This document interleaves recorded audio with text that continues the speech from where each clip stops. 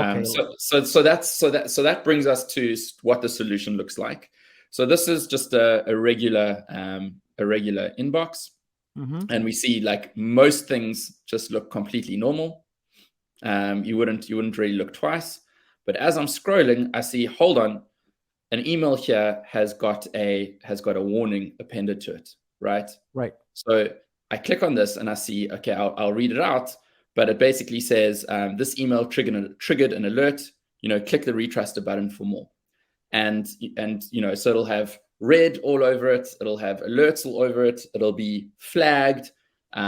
Amazon-support-team.com is clearly not real. Okay. And so like the solution will be all over it, and then the user can click the sidebar, which depending on the email client. This is obviously web-based Outlook. Yeah. It's the same for desktop, and it's very similar for mobile. And the sidebar tells the user in very easy to understand way what's wrong here. So it's very graphical, like, okay, warning, bad, definitely bad, be cautious, this is bad. Okay, spoofing. So make sure the sender name matches the email address you'd expect. Okay, no previous read messages from this address.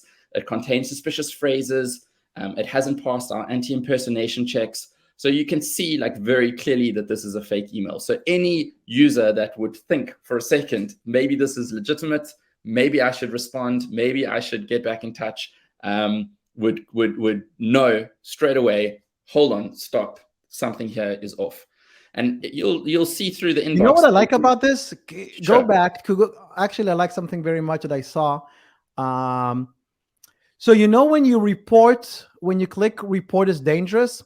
So what's happening today is that it's sort of like a battle with the traditional report phishing button, where people are being, phished with simulation and all of that. And some people are just battling, right? They're just reporting everything back.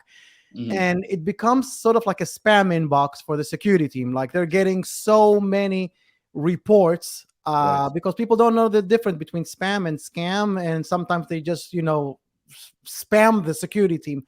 So what I like about this is that potentially, I don't know if you guys do this, but potentially when I look at what was reported, now we'll have context. So It won't be just here is everything the users reported. This will now have some metadata for the security team. I mean, being able to maybe start, investigating the ones that Inbox Guard marked as high, because now you have double verification. You have Inbox Guard that said something about it, but you also have the user that confirmed it. So when you have the user, when you have the double verification, it becomes much more powerful for the security team to skim through all the noise, because they're getting a lot of noise when it comes to what people are reporting. And now we'll just quickly go through what it looks like from the administrator's perspective.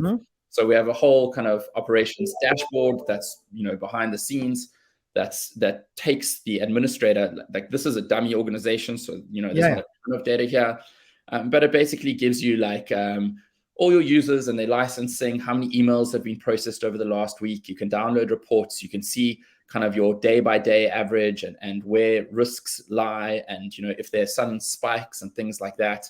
You can kind of see how you're doing like versus your previous week, and see if there's go back again just to understand. So what I'm seeing right now, is that the emails that you marked, or is that what the users reported? What am I looking at right now? This is looking at an organization. It's their entire email function represented in this dashboard. Gotcha. Okay. So this is so like the amount of emails that came in, yes. and you suspect that they are, phishing, BC, and so forth. This is what it is. Exactly. So for this test organization, they received 84 emails last week. Okay. Of those, 3 were defined as like really high risk. Gotcha. 53 were medium risk. Obviously, it's a test account, so it's getting all kinds of like funny stuff going through it. And then you can really like actually dive down. You can see like which users are opening their sidebar. It actually ranks the users at risk using that AI. So like who's most at risk, it can be 1, it can be top 5. And it's that's a great tool. You can now go speak to those users and say, listen, you've been identified as high risk users. let's give you additional training. Let's get you onto the Wizer platform. Let's get you like. So what does it mean they're faster high risk training. users? Does it mean that they got a lot of emails that were so are they high risk because they're being targeted, or they're high risk because they're doing something with the email? No, it's because they're being targeted. And that's a very Gotcha. important distinction, is like organizations will say, well, look at this. We're getting a ton of emails where it failed SPF and DKM, or they weren't set up well. It's Right. nothing necessarily that the organization is doing wrong. It's just Mhm. about how you deal with it that counts. Okay, because this is good. If you see, like, for example, somebody in finance team is being targeted, maybe you want to go to the entire department and say, hey, look, this person is being targeted, with wire fraud. Be careful out there because you may be next, Totally. because this is a wire fraud attempt. Exactly. Cool. And then we can you can dive deeper into like the actual emails. So for example, this is the one we saw allegedly Mhm. from the Amazon support team. So you can see who it was sent from. It says it was from Amazon support team, from Right. team@amazonsupport.com. This is who it was sent to. This is Mhm. when it was sent. This is the folder that it actually is sitting in, like that it got Yeah. to. So Mhm. some get through to junk email, and that's cool. But you'll see how easy it is. Like, we set these up. It's so easy to get into someone's inbox. It's insane. So these are, that And got to is it be only when they actually do you only list here emails that they opened, or also things that are unread?